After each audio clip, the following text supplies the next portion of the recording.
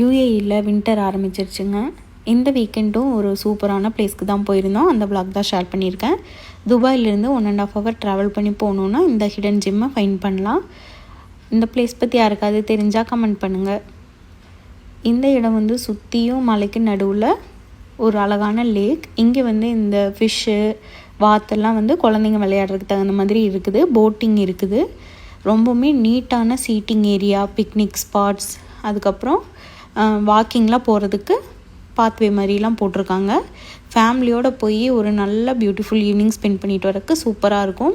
இங்கே ஒரு கஃபே, ஒரு ரெஸ்டாரண்ட் இருக்குது, ரெஸ்ட் ரூம் இருக்குது, பார்க்கிங்கும் நிறையவே இருக்குது. சுற்றியும் மலைக்கு நடுவில் இந்த இடம் ரொம்ப ரொம்ப வித்தியாசமாக இருந்துச்சு. அங்கே சுற்றி இருக்க மக்கள் மட்டும்தான் இப்போதைக்கு வராங்க. இன்னும் டூரிஸ்டெல்லாம் போக ஆரம்பிக்கல. இங்கே போட்டிங் ஆக்டிவிட்டி கூட இருக்குது.